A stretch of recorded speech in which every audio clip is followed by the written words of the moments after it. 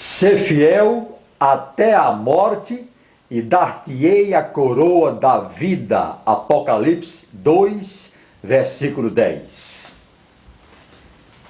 Então nós precisamos que a nossa fidelidade a Deus seja até o fim. Até a morte nós precisamos ser fiéis ao Senhor. Trabalhar com fidelidade, ser obediente ao Senhor. Mas eu estou aqui hoje para falar sobre os 144 mil do Apocalipse. Diz o seguinte, o grupo Testemunho de Jeová. Está aqui no livro A Verdade sobre as Testemunhas de Jeová, escrito pelos ex-anciãos Círio de Farias Miranda e William do Vale Gadelha. Ele diz aqui o seguinte, a página 210. Os 144 mil. Evidentemente, em várias de suas publicações, a sociedade afirma que várias passagens das escrituras gregas se aplicam exclusivamente aos 144 mil mencionados na Revelação, ou seja, no Apocalipse. Ela diz, por exemplo, que apenas os 144 mil reinarão com Cristo no céu.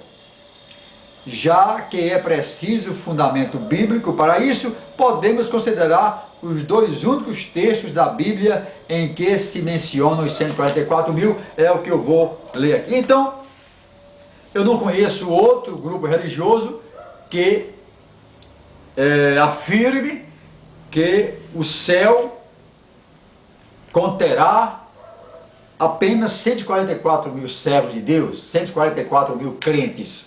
É isso que nós vamos analisar aqui. E vamos começar lendo as passagens bíblicas que falam desse assunto. Apocalipse 3, Apocalipse 7, no versículo 4. Não danifiqueis a terra, nem o mar, nem as árvores, até que hajamos assinalado na testa os servos do nosso Deus. E ouvi o número dos assinalados, e eram 144 mil assinalados de todas as tribos dos filhos de Israel. Esta é uma passagem bíblica. E também Apocalipse 14, versos 1 e 4. E olhei, e eis que estava o Cordeiro sobre o monte, Sião, e com ele 144 mil, que em sua testa tinham escrito o nome dele e o de seu pai. Estes são os que não estão contaminados com mulheres. Estes são os que não estão contaminados com mulheres, porque são virgens. Estes são os que dentre os homens foram comprados com primícias para Deus e para o Cordeiro. Mas, em Apocalipse 7, verso 9, nós temos o seguinte. Depois destas coisas olhei, e eis que uma multidão, a qual ninguém podia contar, de todas as nações e tribos, e povos e línguas, que estavam diante do trono e perante o Cordeiro, trajando vestes brancas e com palmas em suas mãos. Estes são os que vieram da grande tribulação, lavaram as suas vestes e as branquearam no sangue do Cordeiro. Por isso estão diante do trono de Deus e o servem de dia e de noite no seu templo. Então, nós temos aí essas três passagens que nós vamos agora analisar para saber se de fato no céu estarão apenas 144 mil, e como diz a Testemunha de Jeová, que são o canal de Deus, e somente quem estiver nessa sociedade tem salvação. Lá, esses 144 mil são os ungidos da Testemunha de Jeová. Nós vamos examinar, primeiramente, o seguinte. Apocalipse 7 diz o seguinte, que esses 144 mil são servos do nosso Deus. Toda a igreja de Cristo pode receber, então, esse título. Todos nós que somos igreja de Cristo, pela fé no Senhor Jesus, somos servos do nosso Deus. Então nós podemos ver aqui que esse número pode ser uma simbologia, um número figurativo que representa toda a igreja de Cristo. Isso é uma das hipóteses. Pois bem, aqui diz que são de todas as tribos dos filhos de Israel. E